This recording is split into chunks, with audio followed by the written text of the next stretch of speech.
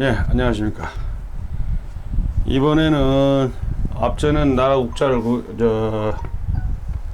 공부를 했고, 이번 시간에는 여러분들이 잘 알고 있는 군사군자를 가지고 군사군자가 어떻게 형성이 됐으며 과거에는 어떤 글자였었고 어디에 쓰이는 건지 좀 알아보십시다. 현재로 보이는 거는 덮을멱이고, 이 덮을멱이라고 그러죠.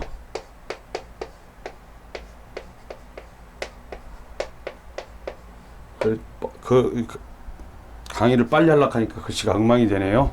천천히 한번 해봅시다. 이게 술의 거죠, 술의 거. 음이 두 개로 있습니다. 술의 차. 자, 이 덮을멱은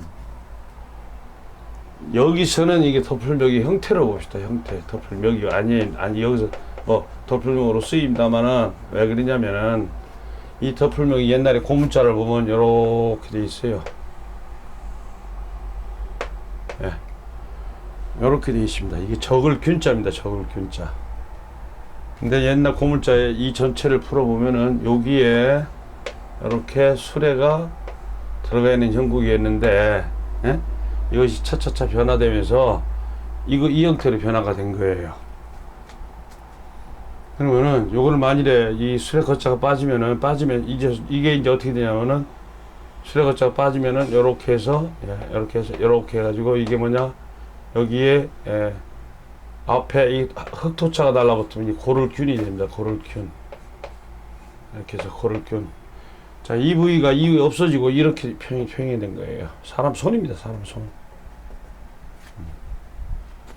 그것이 이 형태로 표현했는데, 한간에는 쉽게 설명하시는 분들은 수레에다가 무기를 잔뜩 실었는데 상대한테 들키기 싫으니까 위에다가 풀 같은 거로 위장을 했다 덮어 씌워서 이렇게 해서 초학자들한테 간단하게 설명을 하고 마는데, 뭐 그렇게 해서 상대가 알아들으면 좋은데, 저희들은 이 자원에 어떻게 생긴 건지를 알아야 이건 잃어버리질 않아요.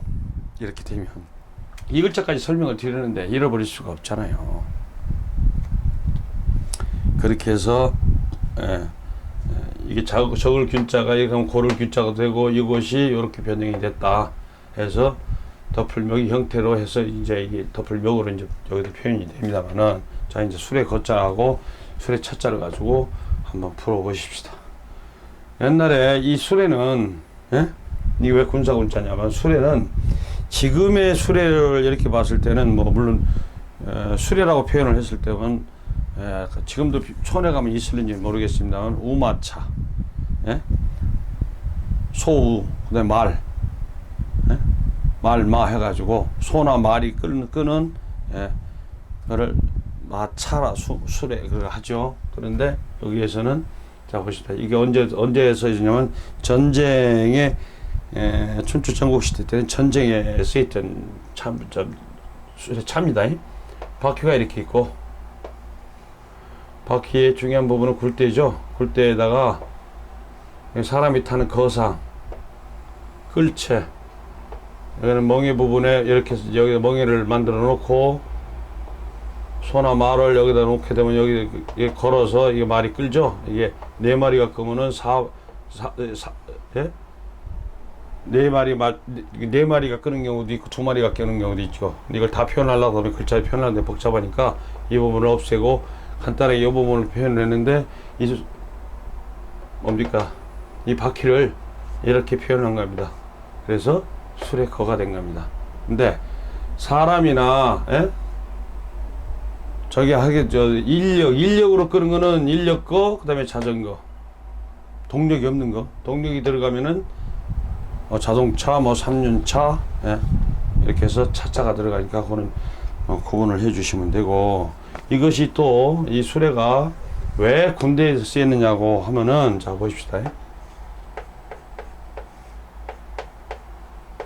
이게 무리배자인데 수레 100대를 한 단위로 본 거예요.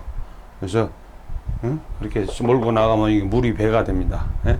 그러니까 수레가 쫙 몰려다니는 게 물이 아닙니까? 물이. 이렇게 해서 되고, 그 다음에 그 당시에 중국 역사를 보면 중국에서는 천자의 나라가 있고, 그 다음에 제후의 나라가 있었죠. 봉건시대 때입니다. 봉건시대 때. 이렇게 중국이 아마 이렇게 생겼는가 봐요. 그러면은 이게 황하가 이렇게 흐르고 장강이 이렇게 흐르면은, 예? 요쪽이 중원입니다.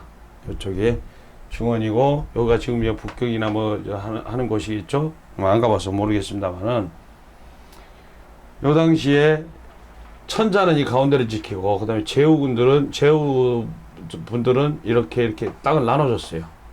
이게 봉건제도입니다. 봉도를, 예? 정해졌다 해서 봉건제도인데, 자, 이 천자의 나라에서는 만성이라고 그래요. 만성. 예, 만성. 예. 만성지국. 예. 그 다음에 제후는 천성지국. 이렇게 해서 만성지국은 네 마리 말이 끄는 만대. 그러면 말이 4만 마리가 가동이 됩니다. 여기는 네 마리의 말이 1000개. 네 마리의 말이 만성이죠. 이거는 1000대. 네, 1000대. 그러면 이건 4000마리가 되겠죠? 그러니까 이렇게 구분을 했답니다. 만성지국, 천성지국. 이건 제후의 나라, 이건 천자의 나라를 해서 병력 수로 해가지고 천성지국, 만성지국 이렇게 해서 구분이 됐었고, 그다음에 이제 그러면 이제 뭐 저기 됐으니까 이 군자가 들어가서 의미 역할을 하는 단어들 몇 개 한번 살펴보도록 하십시다. 잘 안 지워지네요. 자. 군사군자가 들어가고, 이 책받침이 달라붙으면 요것은 어디서 나왔느냐면은 사거리에서 나온 것이 거리 단일 행 아닙니까? 요 부분하고 여기에 발이 간다 해서 발소가 붙으면은 요렇게 해서 붙고 이렇게 발소가 붙었던 겁니다. 요놈이 이렇게 옆으로 간 거죠. 그런데 이것도 복잡하니까 현재 간단하게 어떻게 줄이느냐, 위에는 점으로 표시하고, 그것이 요렇게 변형이 되고 요렇게 내려갑니다. 이것이 쉬엄쉬엄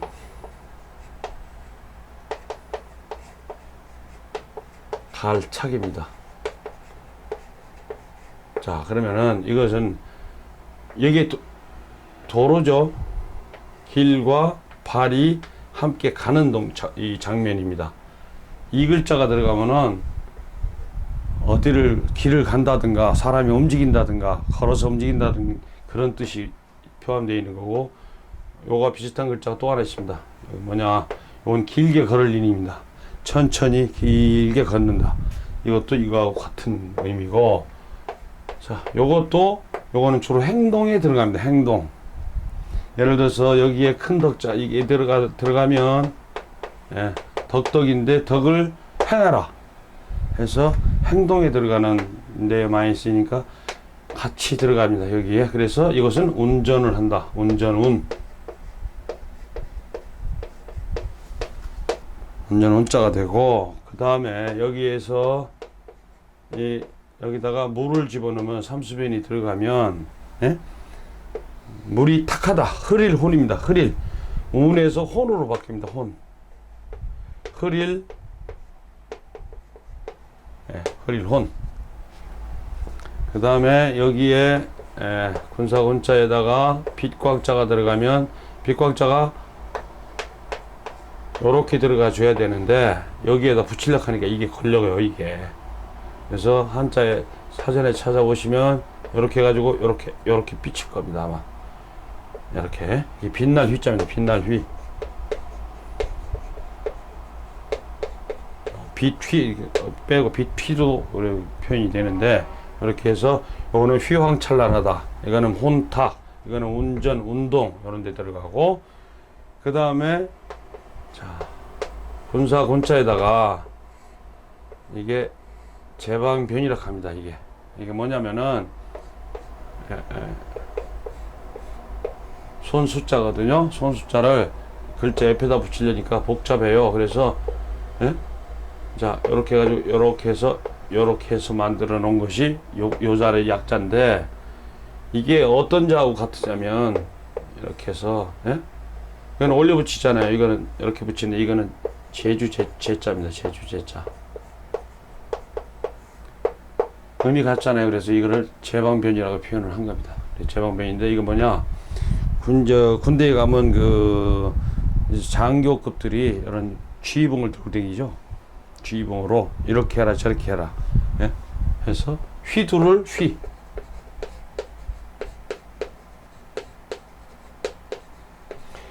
쥐휘하다. 국군의 날 행사 같은데 하게 되면은 제일 앞에 고적대에서 고적대 제일 앞장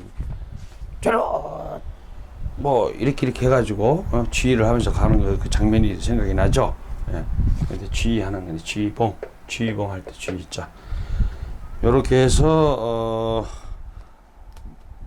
중요한 거는 이제 말씀을 드렸고, 자 여기에서 우리가 역사적인 사건이 하나 있어요. 이 군자에 관해서는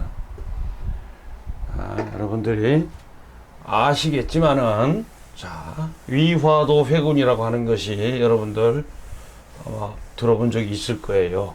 위화도 회군이 누가 관련돼 있죠? 위화도 회군은 태조 이성계, 조선을 건국한 이성계하고 관련이 있습니다. 그러면은 그 위화도 회군에 관련돼서 우리가 알아둬야 될 사항이 있는데, 그거를 한번 써보고 여러분들 자 보십시다.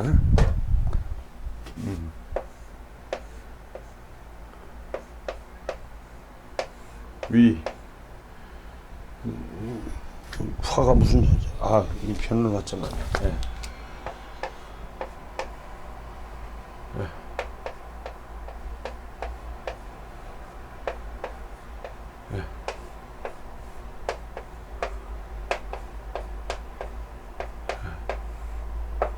위화도 회군인데, 이 위화도 회군에서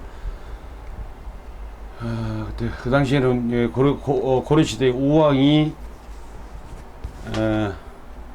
명나라죠. 명나라를 철화해가지고 이성계를 보냅니다. 위화도로. 위화도가 어딨냐면, 우리나라가 이렇게 있으면은 신의주가 있고, 신의주에 요 부분에 있어요. 압록강 중간에 있는 삼각지 땅입니다.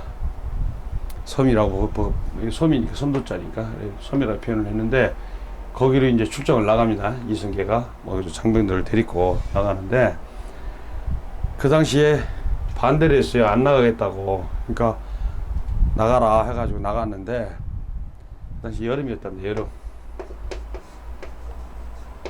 도저히 기후 조건이라든가 모든 것이 안 맞아가지고 회군을 요청을 합니다. 국왕한테 회군을 요청을 하는데 안 받아주죠. 근데 네 가지 불가능한 불가론을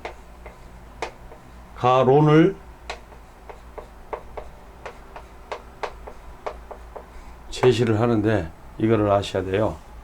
그래야 우리가 역사를 좀 더 깊이 알 수 있는데, 첫째, 작은 나라가 대국을 쳐서는 안 된다 하는 그 말. 둘째, 지금 현재 북을 치면 외적이 온다.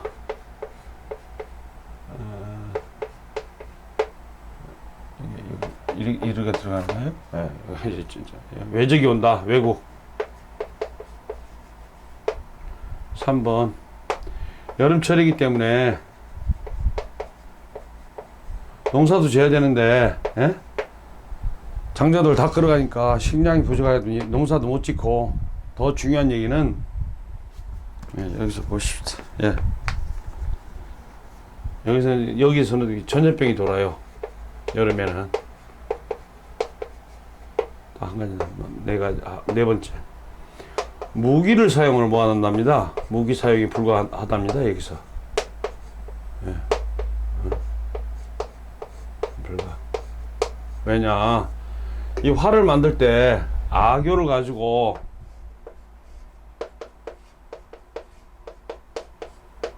예.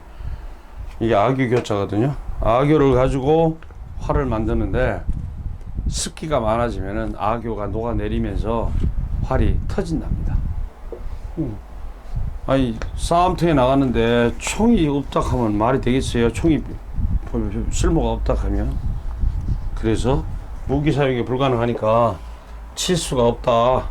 돌려보내도 우리가 돌아가게 해두가 했는데, 그 당시에 정권을 잡고 정권의 우두머리 격이었는 우왕은 임금이었지만 최영 장군이 그 당시에 삼도 도통성가 그랬을 거예요, 아마. 그래서 최영 장군하고 뜻이 안 맞아가지고 최영 장군이 허락을 안 합니다. 그래서 어쩔 수 없이 이성계는 이리 가도 죽고 이리 와도 죽을 형편이에요. 그래서 어쩔 수 없이 군대를 데리고 회군을 하죠. 하게 되니까 자동적으로 여기서는 막고 여기는 들어올라가고 하니까 싸움이 붙을 수밖에 없잖아요. 그래서 여기에서 고려가 망가지는 그런 전초전을 여기서 했다고 합니다. 그래서 최영 장군이 여기서 죽죠. 그 다음에 이성계가 다시 나라를 세우는 빌미가 돼서 조선 건국이 됐다고 합니다. 이렇게 해서 역사적인 배경까지도 잠깐 설명을 드렸습니다. 네, 감사합니다.